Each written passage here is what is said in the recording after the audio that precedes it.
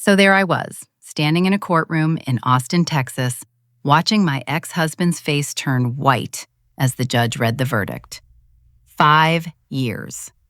5 years of hell, of sleepless nights, of choosing between buying groceries and paying off debt. And now? Now he wanted half of everything I'd built. But let me back up, because this story, it doesn't start in a courtroom. It starts on a Tuesday morning when my entire world fell apart. I remember that day like it was yesterday. I was 33 years old, making breakfast for our 2 kids. My son was 6, my daughter was 4. Daniel, my husband, came downstairs with a suitcase. Not a small one, the big one we used for family vacations. "I need to talk to you," he said. Those 5 words. You know when someone says that, it's never good news, right? But I wasn't prepared for what came next. "I'm leaving. I want a fresh start."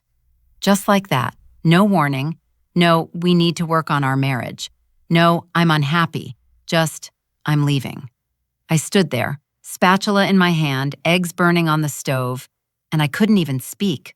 My 6-year-old was tugging at my shirt, asking why Daddy had a suitcase. Daniel walked out that door like he was going to the grocery store. Casual. Easy. Like our 8 years of marriage, our 2 kids, our life together. Like none of it mattered. And here's the kicker. He didn't even file for divorce. He just disappeared. Moved to another state, started a whole new life. Like we never existed. A week later, I got the first letter from the bank. Then another. Then another. $78,000. That's how much debt Daniel had hidden from me. Credit cards I didn't know about. A personal loan he'd taken out in my name. Car payments for a vehicle I'd never seen. I sat on the kitchen floor, surrounded by these letters, and I remember thinking, how is this my life? The house we lived in? Technically, it was in both our names, but all the debt? That was under my name. He'd been clever about that. Made sure that when everything fell apart, he could walk away clean, and I'd be left holding the bag. My hands were shaking as I opened each envelope. The numbers kept getting bigger. My chest felt tight. I couldn't breathe properly. My daughter came into the kitchen and asked, "Mommy, why are you crying?" And that's when it hit me. I had 2 choices. I could fall apart or I could fight. I chose to fight. Let me paint you a picture of what my life looked like in those first few months. I was working full-time as an IT specialist. Decent job, decent pay. But it wasn't enough. Not with $78,000 in debt hanging over my head. Not with 2 kids who needed food, clothes, school supplies. Not with rent and utilities and car insurance and everything else. So I got a second job. Weekends, I worked at a coffee shop. My mom would watch the kids while I pulled double shifts. But even that wasn't enough. I needed a real plan. I spent every night after the kids went to bed educating myself. I watched YouTube videos about personal finance. I read books about investing. I joined online forums where people talked about getting out of debt. I learned about something called the snowball method. You pay off your smallest debts first to build momentum. It sounds simple, but it's psychological. Every time you pay off one debt, you feel like you're making progress. And I needed that. I needed to feel like I was winning, even if it was just small victories. Here's what nobody tells you about rebuilding your life from scratch. It's boring. It's tedious. It's the same thing every single day. Wake up at 5:30 a.m., get the kids ready for school, drop them off, work 8 hours, pick them up, make dinner, help with homework, put them to bed, then work on my side projects until midnight. I started learning about stock market investing. I know that sounds crazy. Here I was, drowning in debt, and I'm learning about investing. But I knew that even after I paid off the debt, I needed to build wealth. I needed to make sure my kids and I would never be in this position again. I started with $20. I'm not kidding. I put $20 into a trading app and bought fractional shares of tech companies I believed in. Just to learn, just to understand how it worked. Every spare dollar went toward debt, every tax refund, every bonus from work, every tip from the coffee shop. I stopped buying new clothes. I meal prepped every Sunday to save money on food. I cut my own hair. I fixed things around the house myself instead of calling repair people. My friends would invite me out, and I'd have to say no. Not because I didn't want to see them, but because I couldn't afford a $15 cocktail. That money was going toward my visa bill. People started looking at me differently. Some thought I was obsessed. Some thought I was being too extreme. One friend actually said, "You're going to regret missing out on life." But here's the thing. I wasn't missing out on life. I was building a new one. 18 months after Daniel left, I paid off my first credit card. It was only $3,500, but I remember logging into my account and seeing that zero balance. I actually cried. I took a screenshot and saved it. I needed proof that this was possible. 6 months later, I paid off another one, then another. Meanwhile, those $20 investments, they'd grown. Not by much, maybe to $150, but it was growing. I was learning. I started putting more in, $50 here, $100 there. I also started a small online business. Nothing fancy. I created digital products for single mothers, budgeting templates, meal planning guides, motivational content, things I wish I'd had when I was at my lowest. The first month, I made $80. The second month, $200. By the sixth month, I was making an extra $1,000 a month. It still wasn't easy. There were nights I cried myself to sleep.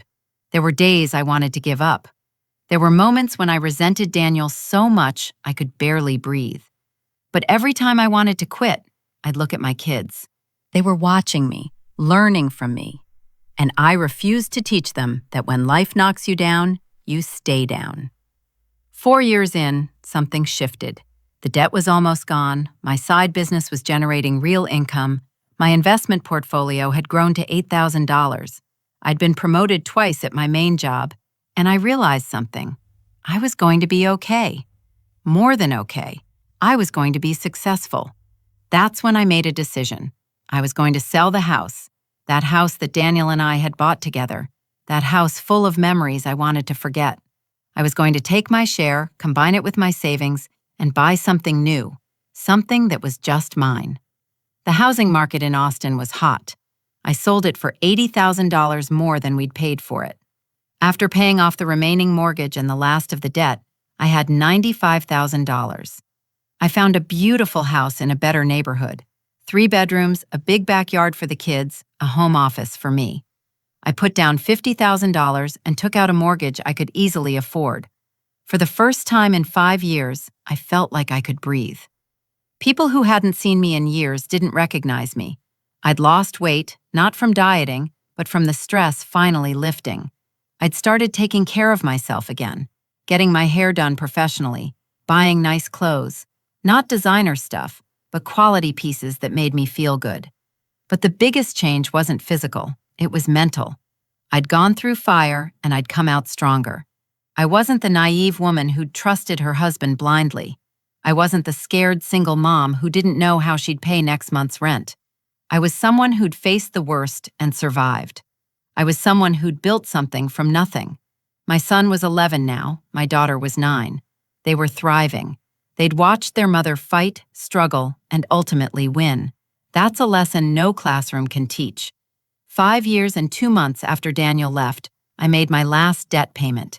Zero balance on everything. I took myself and the kids out for dinner that night. Nothing fancy, just pizza. But it felt like the best meal I'd ever had. By year 5, my online business was making $5,000 a month. My investment portfolio had grown to $45,000. I was driving a Tesla. Yes, a Tesla that I'd bought with cash I'd saved up. I wasn't rich, but I was comfortable. More importantly, I was independent. I didn't need anyone to save me. I'd saved myself. I started getting recognized in online communities as someone who'd successfully transformed her financial life. People would message me asking for advice. Some days I'd spend hours responding to single mothers who were going through what I'd been through. It felt good to help. It felt good to prove that it was possible. Life was good, really good. And then, one morning, I got a text message from a number I'd deleted years ago, but still remembered. "Hey, Chloe, it's Daniel. I know it's been a long time. I'm coming back to Austin. We need to talk." My hands went numb. My heart started racing. After 5 years of silence, after abandoning his family, after leaving me with a mountain of debt, now he wanted to talk? I stared at that message for a long time, and then I realized something. I wasn't scared anymore. I wasn't that broken woman he'd left behind. Whatever he wanted, whatever he was coming back for, I was ready for it. Little did I know, I was about to face the biggest battle yet. So Daniel texted me. After 5 years of nothing, no child support, no birthday cards for the kids, no, "Hey, how are you doing?" he suddenly wanted to talk. I didn't respond right away. I needed time to think, to process, to prepare myself. 2 days later, he showed up at my new house. I was in the driveway, unloading groceries from my Tesla when I heard, "Nice car." I turned around, and there he was, Daniel, 5 years older, heavier, tired looking. But that same smile, that same confidence, like he had every right to be standing in my driveway. "What are you doing here?" I asked. My voice was steady, calm. I surprised myself. "I told you I wanted to talk. Can I come in?" "No." He looked taken aback, like he'd expected me to welcome him with open arms. Maybe 5 years ago, I would have, but not now. "Chloe, come on. I'm still the father of your children." "My children," I corrected him. "You haven't been a father to them in 5 years. He shifted his weight, uncomfortable. "Look, I know I made mistakes. I know I hurt you. But I'm back now, and I want to make things right." I almost laughed. "Make things right? You walked out on us. You left me with $78,000 in debt. You didn't even file for divorce. You just disappeared. I needed space to figure things out. For 5 years? I'm here now, aren't I?" The audacity, the absolute audacity of this man. "What do you want, Daniel?" He looked at my house, my car, my clothes. I could see the calculations happening in his head.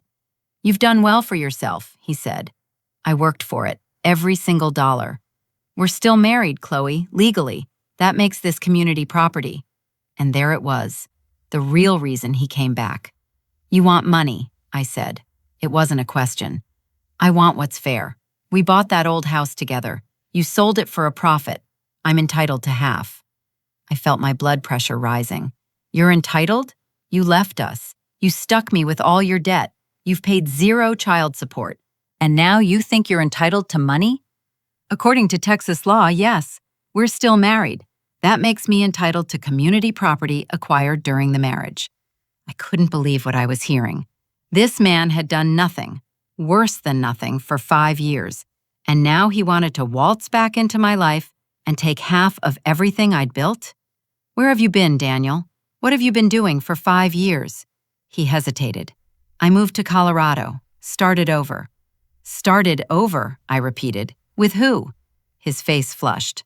"That's not relevant." "Oh, it's very relevant. Did you get remarried?" I'm in a relationship. We have a son together." A son. He had another child. While his original 2 children grew up without a father, he was playing dad to someone else's family. "So let me get this straight," I said, my voice shaking now, not from fear, but from rage. "You left me and our kids. You moved to Colorado. You started a new family. You never sent child support. You never even called. And now you're back because you heard I'm doing well, and you want money?" "I'm not the bad guy here, Chloe." "Then who is?" "I'm just asking for what's legally mine. The house we had together, you sold it. I deserve half of that profit. And this new house? If you bought it while we're still legally married, I have a claim to that too." That's when I realized he'd done research. He'd talked to someone, maybe a lawyer. This wasn't a spontaneous visit. This was planned. "Get off my property," I said quietly. "Chloe, get off my property." "Fine, but you'll be hearing from my lawyer. I suggest you get one too." He walked back to his car, a beat-up sedan that looked like it had seen better days, and drove away. I stood there in my driveway, groceries scattered around me, shaking. I went inside, closed the door, and slid down to the floor. The kids were at school. I was alone. And for the first time in years, I felt that familiar panic creeping back in. Was he right? Could he really claim half of what I'd built? I'd paid off his debt. I'd raised his kids alone. I'd worked 2 jobs, started a business, invested every spare dollar, and now he could just show up and take it? I let myself cry for exactly 10 minutes. I timed it. Then I wiped my face, stood up, and made a decision. I wasn't going to let him do this. I wasn't going to let him take one more thing from me. I pulled out my phone and started researching lawyers. Not just any lawyers, the best divorce and family law attorneys in Texas. I made calls. I scheduled consultations. I read reviews. I checked credentials. Most of the lawyers I spoke to were sympathetic but vague. They'd say things like, "Well, it's complicated," or "Texas is a community property state, so..." But then I met Ava Chen. Ava was a partner at one of Austin's most respected family law firms. She was in her early 50s, impeccably dressed, and she had a reputation for absolutely destroying unfaithful spouses in court. I sat in her office and told her everything: the abandonment, the debt, the 5 years of silence, the new family in Colorado, everything. She listened without interrupting, taking notes, nodding occasionally. When I finished, she looked up at me and said, "How detailed are your records?" "Very detailed. I have everything. Bank statements, debt payment records, letters from creditors, text messages, emails, everything." She smiled. Not a friendly smile, a predator's smile. "Good, because we're going to bury him." Ava explained the situation to me in clear terms. Yes, Texas is a community property state. That means assets acquired during a marriage are typically split 50-50 in a divorce. But, and this was a big but, there are exceptions. Abandonment, adultery, failure to provide support, hidden debt. All of these things could affect how a court divides property. "Here's what we're going to prove," Ava said. 1. He abandoned you and the children without notice. 2. He incurred debt fraudulently in your name. 3. He failed to provide any financial support for 5 years. 4. He started a new family while still married to you. And 5. The assets you've built were accumulated entirely through your own efforts after his departure. "Can we win?" I asked. "Oh, honey," she said, "we're not just going to win. We're going to make sure he regrets ever coming back." Over the next few weeks, Ava and her team went to work. They subpoenaed Daniel's financial records. They discovered he'd actually gotten married in Colorado without divorcing me first. That's bigamy. That's illegal. They found records showing he'd been employed the entire time he was gone, but had never sent a single child support payment. They documented every debt payment I'd made, every investment I'd grown, every dollar I'd earned from my business. They interviewed neighbors, friends, family members who could testify to the fact that Daniel had completely abandoned us. The case Ava was building wasn't just strong, it was airtight. We had to do a mediation before going to court. It's standard procedure in Texas. Daniel showed up with a lawyer who looked like he'd passed the bar exam last week. Young, nervous, clearly out of his depth. I showed up with Ava, who walked in like she owned the place. Daniel's lawyer started with their demands: 50% of the profit from the sale of the old house, 50% of my retirement accounts, and monthly spousal support. I almost laughed out loud. Ava didn't even blink. She opened her folder and started laying out evidence. "Your client abandoned his family without notice in 2020. He moved to Colorado and started a new family while still legally married to my client. He committed bigamy. He paid 0 child support for 5 years while gainfully employed. He left my client with $78,000 in debt that she paid off entirely on her own. And now he has the audacity to claim he's entitled to her assets?" Daniel's lawyer started to sweat. Literally, sweat. "Furthermore," Ava continued, "every asset my client has accumulated, her house, her investment portfolio, her business, was acquired through her sole efforts after your client's abandonment. Texas law is very clear about what happens to assets acquired after separation, especially when there's proof of abandonment and adultery." Daniel tried to speak up. "I left to give her space to grow. I thought..." "You thought wrong," Ava cut him off. "You didn't leave to give anyone space. You left because you wanted to start a new life with someone else. You committed bigamy. You failed to support your children. You fraudulently incurred debt in my client's name. Do you understand what position you're in right now?" "I just want what's fair," Daniel said weakly. "Fair?" I finally spoke up. I'd been quiet until now, but I couldn't hold back anymore. "You want to talk about fair? When you left, I was working 2 jobs just to put food on the table. I spent 5 years paying off debt you created. I raised our children alone. I built everything you see now from nothing. And you think it's fair that you can come back and take half?" He didn't have an answer. Ava leaned forward. "Here's what's going to happen. My client is going to file for divorce. She's going to cite abandonment, adultery, and fraud as grounds. We're going to request full custody of the children with supervised visitation for your client, if the children even want to see him, which I doubt. We're going to request back child support for 5 years plus interest.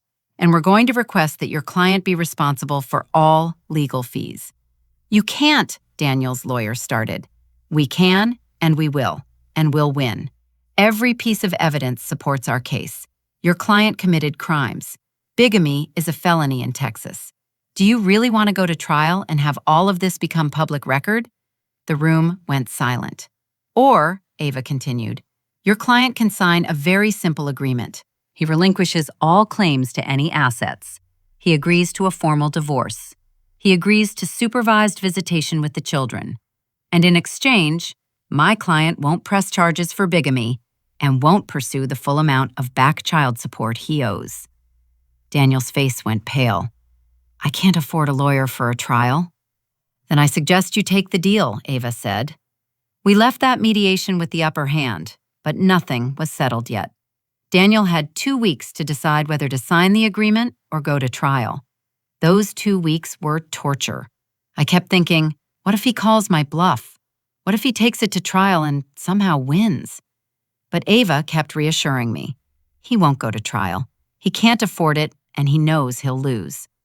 She was right about one thing. Daniel couldn't afford it.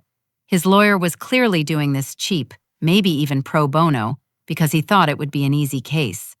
But it wasn't easy. It was a massacre. What I realized during those 2 weeks was something profound. I wasn't scared anymore. 5 years ago, if Daniel had come back and threatened to take everything, I would have crumbled. I would have given him whatever he wanted just to make the problem go away. But now, I had power, real power. Not just financial power, but the power that comes from knowing your worth. The power that comes from knowing you can survive anything. I'd rebuilt my entire life from scratch. I'd paid off massive debt.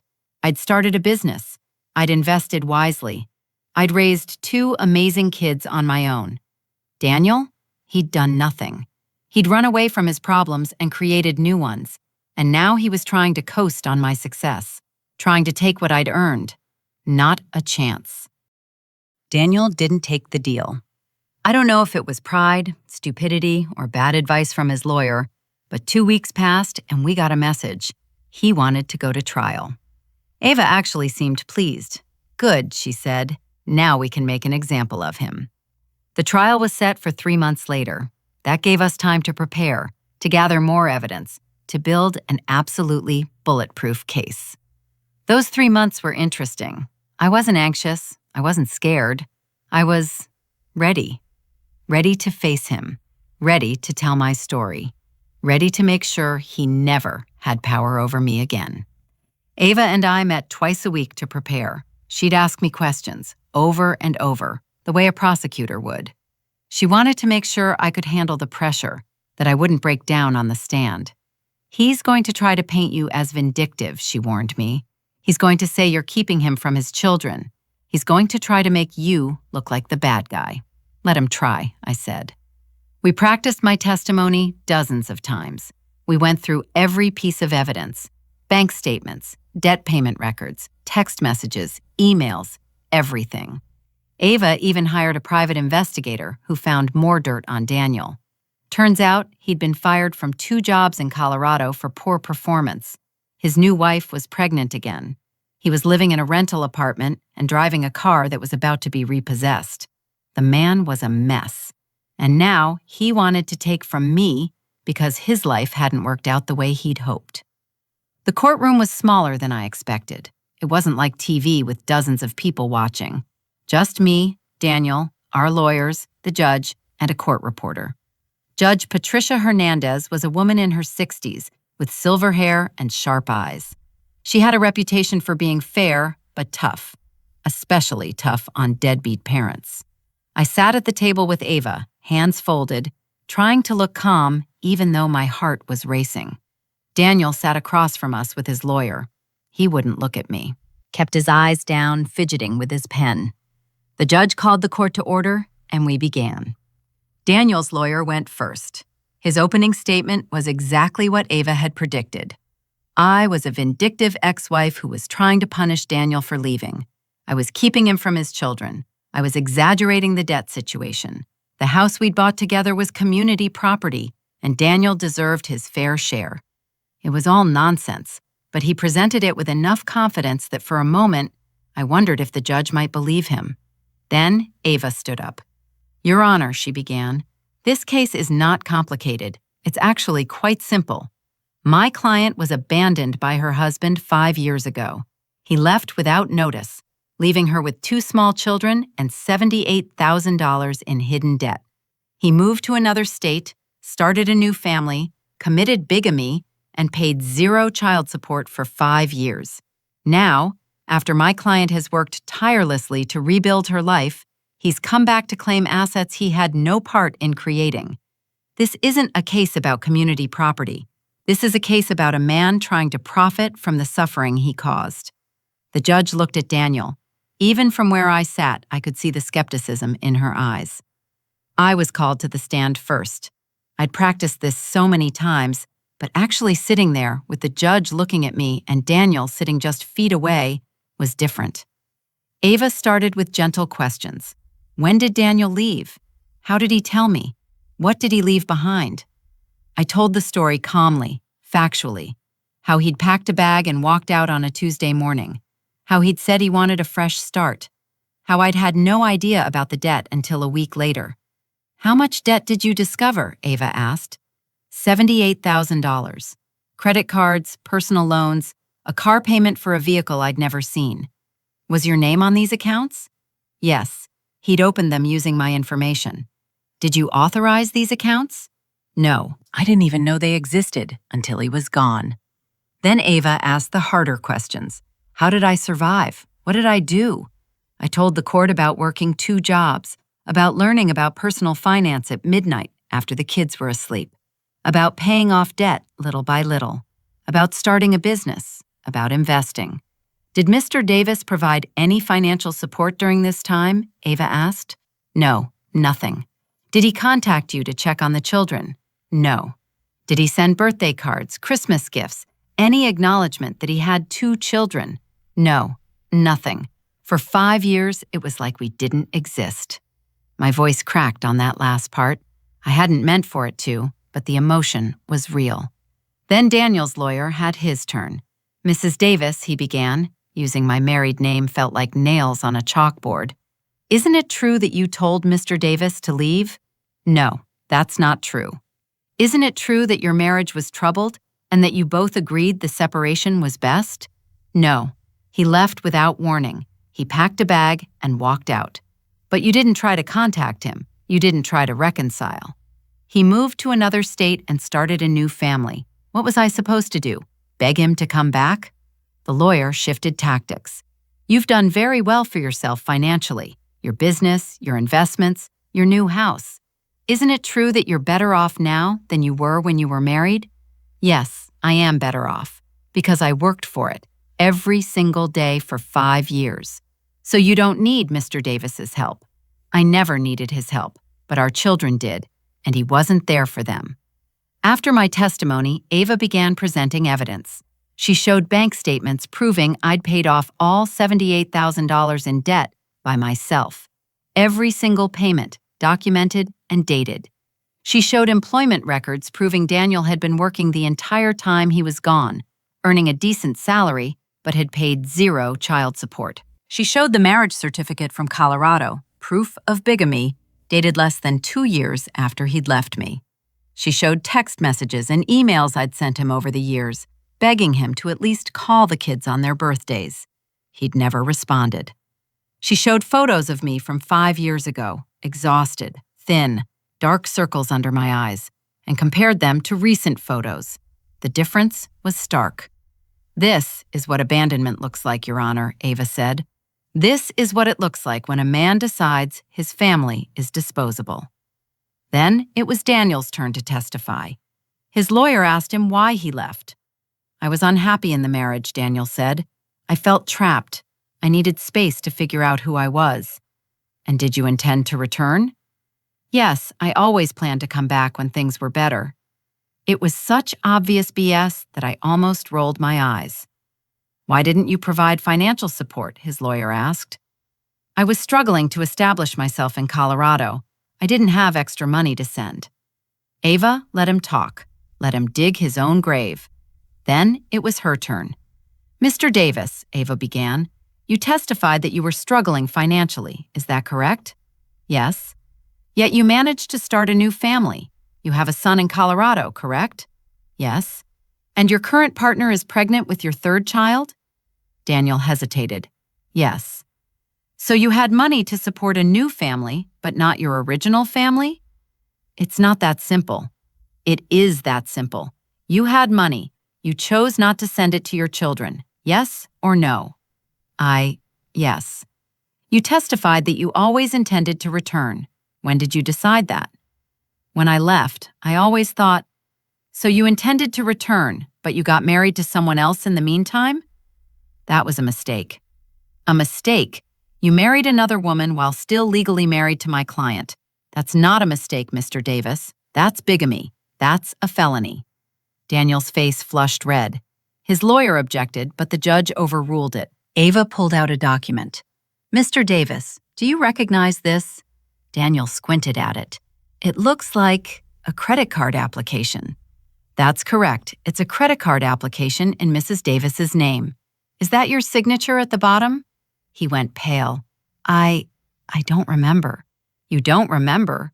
We had it analyzed by a handwriting expert. It's your signature. You opened this credit card in your wife's name without her knowledge or consent. That's identity theft, Mr. Davis. That's fraud." "I needed the money for what? For your new life in Colorado? While your wife and children struggled to survive?" Daniel couldn't answer. He just sat there, exposed, humiliated. "No further questions, Your Honor." Judge Hernandez had some questions of her own. "Mr. Davis," she said, "help me understand something. You left your wife and 2 small children. You moved to another state. You started a new family. You committed bigamy. You fraudulently opened accounts in your wife's name. You paid no child support for 5 years. And now you're asking this court to give you half of the assets your wife built while cleaning up your mess?" Daniel stammered. Your Honor, I made mistakes, but..." "Mistakes? Mr. Davis, these aren't mistakes. These are choices. You chose to abandon your family. You chose to commit fraud. You chose to violate the law. And now you want to profit from it?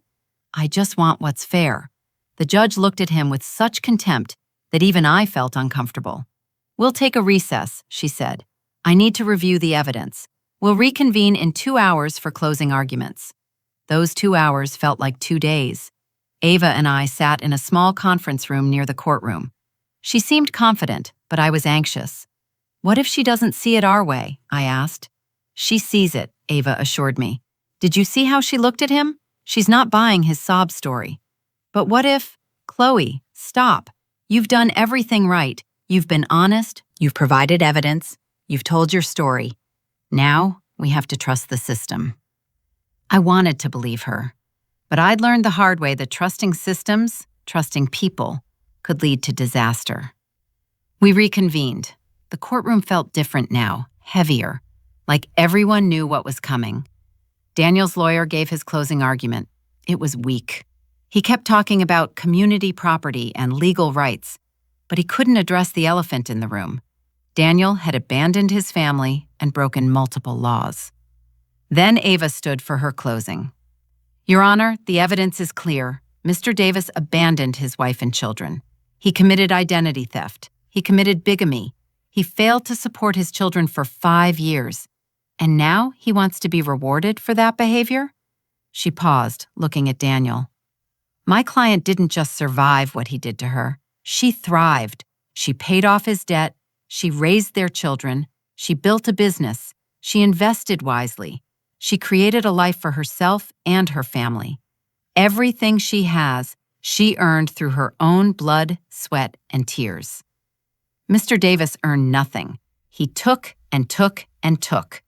And when there was nothing left to take, he left.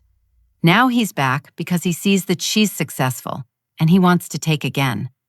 Don't let him, Your Honor. Send a message that abandonment has consequences, that fraud has consequences, that you can't destroy someone's life and then come back to profit from their recovery. Give my client what she deserves: full custody, full ownership of her assets, and freedom from this man who has caused her nothing but pain. Ava sat down. The courtroom was silent. Judge Hernandez didn't take long to decide. I've reviewed all the evidence, she began. I've listened to both testimonies, and I'm prepared to render my decision. My heart was pounding so hard I thought everyone could hear it. Mr. Davis, your behavior over the past 5 years has been, frankly, reprehensible. You abandoned your family. You committed fraud. You committed bigamy. You failed to support your children. And now you have the audacity to ask this court to reward you for that behavior? Daniel's head dropped. I find in favor of Mrs. Davis on all counts. I felt tears spring to my eyes. Mrs. Davis will retain full ownership of all assets she acquired after Mr. Davis's abandonment. Mr. Davis will have no claim to her house, her business, her investments, or any other assets. Furthermore, Mr. Davis will be responsible for all legal fees incurred in this case.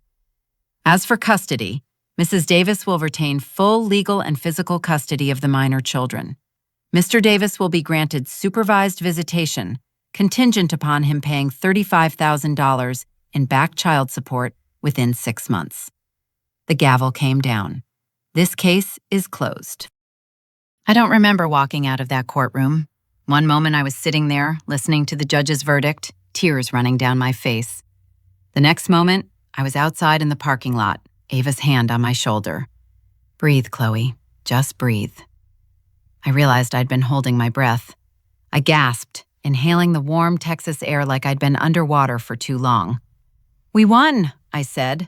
Not a question, a statement, a fact. We actually won. Ava smiled. You won. You did this. All I did was present the evidence you created by being strong enough to survive. I looked back at the courthouse. Daniel was probably still inside, probably still processing what had just happened. 5 years ago, he'd walked away from me like I was nothing. Today, the legal system told him he was the one who was worth nothing. I went home that day, and I didn't know what to do with myself. The kids were at my mom's house. They'd been staying there during the trial. I'd protected them from all of this. They knew their dad had come back and that there was some adult stuff happening, but they didn't know the details. I sat in my living room, legally and completely mine, and I just sat. For 5 years, I'd been fighting. Every single day was a battle. Pay this bill, make this investment, grow this business, prove that you can survive, prove that you're strong enough. And now, I'd won. I'd actually won. I ordered pizza. I opened a bottle of wine. I turned on Netflix. And for the first time in 5 years, I did absolutely nothing. It felt amazing. 3 days after the trial, I got a text from Daniel. Can we talk? Just the two of us? Please. I stared at that message for a long time. Part of me wanted to ignore it, block his number, move on completely. But another part of me, the part that had spent 5 years wondering why he left, why he did what he did, that part wanted answers. I texted back. Coffee shop on 6th Street, Thursday at 2 p.m., 1 hour. That's all you get. I got there early, ordered a coffee, sat at a table in the back where we could talk privately. Daniel showed up exactly on time. He looked broken, smaller somehow. Not the confident man who'd shown up at my house weeks ago demanding money. Not the man who'd walked out 5 years ago without looking back. He looked defeated. He got coffee and sat down across from me. For a minute, neither of us spoke. "Thank you for meeting me," he finally said. "You have 1 hour. Talk." He took a deep breath. "I don't even know where to start." "Start with why. Why did you leave?" I was scared. Scared? Of what? Of everything. Of being a father, of being a husband, of responsibility. We had 2 kids, a mortgage, debt. I felt like I was drowning. "So you left me to drown instead?" I know it was selfish. I know it was wrong." "Selfish? Daniel, it was evil. You didn't just leave, you stuck me with debt. You opened credit cards in my name. You disappeared for 5 years. That's not selfishness, that's cruelty." He nodded, staring at his coffee. "I met Sarah in Colorado. She was different, new. She didn't know anything about my past. I could pretend to be someone else." "So you lied to her too?" "I told her I was divorced. I convinced myself it was true, that you and I were done, so it didn't matter if we were legally divorced or not." "Except it did matter. You committed a felony." "I know." "Why did you come back?" I asked. "The real reason." He was quiet for a long time, then, "Sarah left me." Ah, there it was. She found out I was still married, found out about the kids, found out I'd been lying. She kicked me out, took our son. I'm not even allowed to see him unless I pay child support, which I can't afford because I lost my job. "So you came back to me because you had nowhere else to go." "I came back because I saw your Facebook, saw your new house, your car, your business, and I thought, maybe I could have a piece of that. Maybe I could get back on my feet. Using my money." I know how it sounds. It sounds like you haven't changed at all. You're still running from responsibility, still trying to take the easy way out. "I'm sorry," he said. "I know that doesn't mean anything now, but I am sorry. For everything." "You're not sorry for what you did, Daniel. You're sorry you got caught. You're sorry the judge didn't give you money. You're sorry your life didn't work out the way you wanted." "That's not fair." "Fair? You want to talk about fair? Let me tell you what fair would have been. Fair would have been you staying and facing your responsibilities. Fair would have been you supporting your children. Fair would have been you being honest about your debt instead of hiding it. Fair would have been you filing for divorce like an adult instead of just disappearing." My voice was rising. People were starting to look. "But you didn't do any of that," I continued, quieter now but no less intense. "You took the coward's way out, and now you want sympathy? You want forgiveness?" "What do you want from me?" he asked. "Why did you agree to meet?" That was a good question. Why had I agreed to meet? "I needed to see if you'd changed," I said. "I needed to see if there was any part of the man I married left in there. Any part that felt genuine remorse. Any part that understood the magnitude of what you did. And there isn't. You're still the same selfish, scared little boy who ran away 5 years ago. The only difference is, now you have consequences." He looked like I'd slapped him. "The kids," he said. "Can I see them?" "The judge gave you supervised visitation. If you pay the child support you owe." "I don't have $35,000. "Then I guess you're not seeing them." "Chloe, please, they're my kids too." "No, Daniel, they were your kids. You gave up that right when you abandoned them for 5 years. Now they're my kids. I'm the one who raised them. I'm the one who comforted them when they asked why Daddy didn't love them anymore. I'm the one who worked 2 jobs to keep a roof over their heads." "Do you know what your son said to me last week?" I asked. He's 11 now, almost 12. He said, "Mom, I don't remember what Dad looks like." "Your daughter? She doesn't even ask about you anymore. You're not real to them. You're just this abstract concept, this person who used to exist." Daniel's eyes filled with tears. "I can fix that if you just give me a chance." "A chance? You had chances. Every day for 5 years you had the chance to pick up the phone, to send a card, to email, to show up. You had thousands of chances, and you chose not to take any of them." I was ashamed. "Good. You should be." "What if I paid the child support?" he asked. "What if I found a way to pay it? Could I see them then?" "If you pay the $35,000 the judge ordered, yes. You'll get supervised visitation. Supervised. Daniel, you haven't seen these kids in 5 years. You're a stranger to them. You think I'm going to let you waltz back into their lives unsupervised? You have to earn their trust back, if that's even possible. How do I earn it? That's not my problem. That's yours. You created this mess. You figure out how to fix it. I don't have $35,000, he said again. I'm living with my brother. I'm driving his old car. I'm barely making rent. That's not my problem either. Chloe, please. Please what? Please give you money? Please forgive the debt? Please make this easy for you? I'm asking for help, and I'm saying no. For 5 years, I asked for help and got silence. Now you're getting the same treatment. He looked desperate. What if I worked out a payment plan?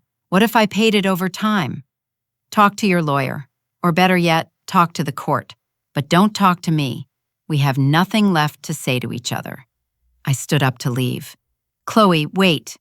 I turned back. I really am sorry. I know you don't believe me, but I am. I look at what you've accomplished, what you've built, and I realize I gave up something incredible. I gave up you. Yes, you did. And you know what? I'm glad you did. He looked shocked. I mean it, I said. If you hadn't left, I never would have discovered how strong I am. I never would have built my business. I never would have learned to invest. I never would have become the person I am today. Your leaving was the best thing that ever happened to me. So, thank you? Thank you for showing me that I don't need you, that I never needed you, that I'm better off alone than with someone who sees me as a burden. I walked toward the door, then stopped and turned back one more time. You asked me what you have to do to earn back your kids' trust. I'll tell you. You have to become a man they can respect, a man who keeps his promises, a man who shows up, a man who does the hard work even when it's uncomfortable. Can you do that? He didn't answer. I didn't think so. I walked out of that coffee shop and I never looked back. In the weeks that followed, I heard through my lawyer that Daniel had moved back to Colorado. He never paid the child support. He never applied for visitation. He just disappeared. Again. And you know what? I wasn't surprised. That's who he is. That's who he's always been. Someone who runs when things get hard. But I'm not that person. I never was. I just didn't know it until I had to be. I finally sat down with my kids and had an honest conversation about their father. He's not coming back, is he? My son asked. Probably not, sweetheart. Good, my daughter said, simply, matter-of-factly, like she'd already processed it and moved on. Kids are more resilient than we give them credit for. Did we do something wrong? My son asked. Is that why he left? And that's when I almost broke down. No, baby, no, you did nothing wrong. Nothing. Your father, he has problems. Adult problems that have nothing to do with you. He left because he wasn't strong enough to stay. But that's his failing, not yours. Are you strong enough? My daughter asked. I pulled them both close. Yeah, baby, I'm strong enough. I'm strong enough for all of us. That night, after the kids were asleep, I thought about everything that had happened. 5 years ago, Daniel left, and I thought my life was over. I thought I'd never recover. I thought I was too weak, too broken, too scared to survive. But I did survive. More than that, I thrived. I built a life I'm proud of. I raised 2 amazing kids. I created a business. I learned to invest. I became someone I didn't even know I could be. And Daniel? He's back where he started. Maybe worse. Still running, still scared, still weak. The difference between us isn't talent or luck or opportunity. It's choice. I chose to face my problems. He chose to run from them. I chose to grow. He chose to stay the same. I chose to be strong. He chose to be weak. It's been 2 years since the trial, 7 years since Daniel walked out that door with his suitcase. Sometimes it feels like a lifetime ago. Sometimes it feels like yesterday. Today I want to tell you where I am now, not just physically or financially, but emotionally, spiritually, as a person. Because this story isn't really about Daniel. It never was. It's about what happens when you're forced to become someone stronger than you ever thought possible. Let me start with the practical stuff, because I know some of you are curious. My business? It's generating about $8,000 a month now. Consistent, reliable income. I have a small team, 3 other single moms I hired who needed flexible work. We create resources for women who are going through what I went through. My investment portfolio? It's worth about $120,000 now. Not millions, but it's growing. I'm on track to have over $300,000 by the time I'm 45. That's financial independence. That's security. That's peace of mind. My house? Paid off. 2 years ago, I decided to throw everything I could at the mortgage. I wanted to own it outright. I wanted no one, not a bank, not an ex-husband, not anyone, to have a claim on my home. Last month, I made the final payment. I own my house, free and clear. My kids? Thriving. My son is 13 now, honor roll student, plays soccer. My daughter is 11, loves art, wants to be a veterinarian. They're happy, adjusted, loved. They don't ask about their father anymore. I don't know if that's sad or healthy or just reality, but they know they're loved. They know they're safe. That's what matters. But those are just the external things. The real changes are internal. I sleep through the night now. I didn't realize how much stress I'd been carrying until it was gone. For years, I'd wake up at 3 a.m. in a panic, thinking about bills or debt or the next crisis. Now, I sleep peacefully. I look in the mirror and I like what I see. Not just physically, though I'm healthier now than I was in my 20s, but I like the person looking back at me. She's strong. She's capable. She's someone I respect. I don't apologize for taking up space anymore. I used to make myself small, always deferring to others, always putting myself last. Now, I know my worth. I advocate for myself. I ask for what I deserve. I trust my judgment. For so long, I doubted every decision. Daniel made me feel like I was incompetent, like I couldn't handle things on my own. Turns out, I handle things just fine. Better than fine. People always ask, "Are you dating? Have you found someone new?" The answer is complicated. For the first 4 years after Daniel left, I didn't date at all. I was too focused on survival, then on building, then on the legal battle. Romance was the last thing on my mind. Then, about a year ago, I started dating casually. Nothing serious. Just remembering what it felt like to connect with someone, to have conversations that weren't about bills or legal documents or business plans. I dated a few men. Nice guys, good jobs, stable. But I'd go on 2 or 3 dates and realize, I don't need this. I don't need someone to complete me or save me or make me happy. I'm already complete. I'm already happy.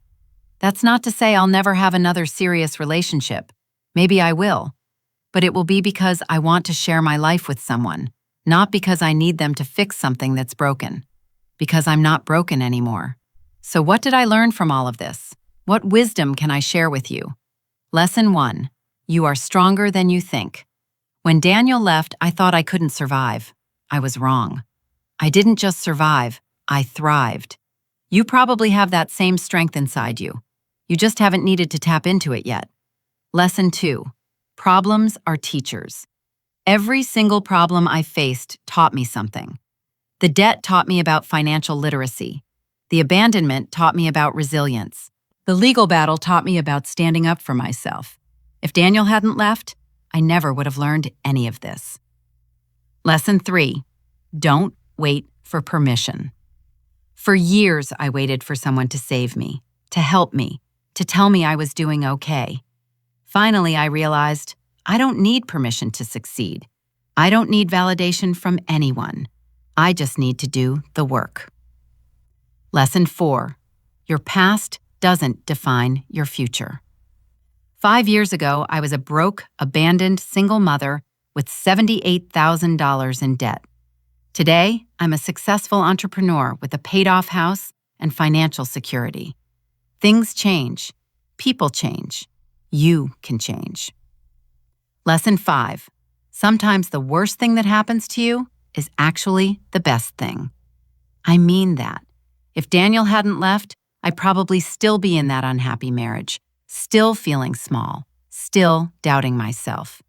His leaving forced me to grow, to become someone I'm proud of. If you're listening to this and you're going through something similar, whether it's divorce, financial crisis, abandonment, or any other kind of betrayal, I want you to hear this. You are not alone. You are not weak for being hurt. You are not stupid for trusting someone who didn't deserve it. And you are absolutely capable of rebuilding. I know it doesn't feel that way right now. I know you're scared and overwhelmed and maybe even paralyzed by the enormity of what you're facing.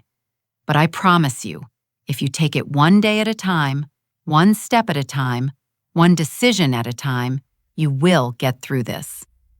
Here's my practical advice for anyone starting this journey. 1. Document everything. Every text, every email, every financial transaction. You never know when you'll need proof. 2. Educate yourself financially. Learn about budgeting, debt repayment, investing, credit scores. Financial literacy is power. 3. Build a support system.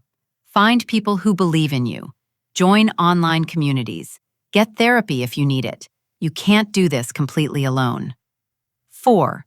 Set small goals. Don't think about paying off $78,000 all at once. Think about paying off $500 this month. Small victories build momentum. 5. Protect your mental health. This journey is exhausting. Take breaks. Be kind to yourself. Celebrate progress, even tiny progress. 6. Don't be afraid to ask for help. Hire a lawyer if you need one. Get financial advice. Reach out to friends and family. Asking for help isn't weakness, it's wisdom. 7. Remember why you're fighting. For me, it was my kids. Every time I wanted to give up, I looked at them and remembered, I'm not just building a life for me, I'm building a life for them. I'm showing them what strength looks like. I want to say something to Daniel, even though I know he'll never hear this. Thank you. I know that sounds crazy, but I mean it. Thank you for leaving. Thank you for showing me who you really are. Thank you for forcing me to discover who I really am. You thought you were abandoning a weak woman who couldn't survive without you. Instead, you freed a strong woman who didn't need you at all. You thought you were taking everything from me. Instead, you gave me the greatest gift, the opportunity to rebuild on my own terms. I don't hate you anymore. I don't even think about you most days. You're just irrelevant. A character in a story about my past, not my present or my future. I hope you're doing okay. I hope you've learned something. I hope you've become better. But honestly, I don't really care either way. Because my life isn't about you anymore. It never should have been. To my kids, who might listen to this someday when they're older, I want you to know that everything I did for you. Every late night, every sacrifice, every difficult decision, it was all for you. I want you to know that your father leaving wasn't your fault. It had nothing to do with you. Some people aren't capable of being the parents they should be, and that's on them, not on you. I want you to know that you can survive anything. You watched me go from broken to strong, from struggling to thriving. You can do the same in whatever challenges you face. I want you to know that it's okay to ask for help. It's okay to fall apart sometimes. It's okay to not have all the answers. What matters is that you keep going. And I want you to know that I am so, so proud of you. You handled an impossible situation with grace and resilience. You're both incredible human beings, and I'm honored to be your mother. But this message isn't just for single mothers or abandoned spouses. It's for anyone who's ever felt broken. Maybe you lost a job and don't know how you'll pay rent. Maybe you have a health crisis and can't see a way forward. Maybe someone you trusted betrayed you, and you don't know if you'll ever trust again. Maybe you made mistakes and you're struggling to forgive yourself. Whatever your version of rock bottom looks like, I want you to know you can climb out. It won't be easy. It won't be quick. There will be days you want to quit. But if you keep showing up, keep doing the work, keep believing in yourself even when no one else does, you will make it. You know what's wild? I'm actually grateful for everything that happened. I'm grateful for the debt because it taught me financial discipline. I'm grateful for the abandonment because it taught me self-reliance. I'm grateful for the legal battle because it taught me to fight for myself. I'm grateful for the struggle because it revealed strength I didn't know I had. 5 years ago, if someone had told me I'd be grateful for all of this, I would have thought they were insane. But it's true. I wouldn't change anything, because changing it would mean I wouldn't be who I am today, and I really like who I am today. So here's what I want you to take away from my story. Your circumstances don't define you. Your choices do. Your past doesn't limit you. Your actions do. Your pain doesn't destroy you. Your response to it does. Daniel thought leaving me would break me. Instead, it made me. He thought I'd crumble under the weight of what he left behind. Instead, I used it to build something beautiful. He thought I needed him, but I never did. And if you're in a situation where someone has made you feel small, made you feel weak, made you feel like you can't survive without them, I'm here to tell you, they're wrong. You are stronger than they think. You are more capable than they believe. You are more valuable than they could ever see. And when you finally realize that, when you finally see yourself the way you deserve to be seen, that's when everything changes. I'm 38 years old. I'm a single mother. I'm an entrepreneur. I'm an investor. I'm a homeowner. I'm financially independent. But more than any of those things, I'm free. Free from debt, free from toxic relationships, free from doubt, free from fear. And that freedom, it's priceless. Daniel tried to come back and take from me one more time, but there was nothing left to take. Because everything I have, I built myself. And no one can take that away. If you've made it this far in my story, thank you for listening. Thank you for being here. Thank you for caring about my journey. I hope something in my story resonates with you. I hope it helps you in whatever battle you're fighting. And I hope you remember this. You are not your worst moment. You are not your biggest failure. You are not your deepest pain. You are your courage. You are your resilience. You are your ability to stand up one more time than you've been knocked down. That's who you really are. Don't ever forget it.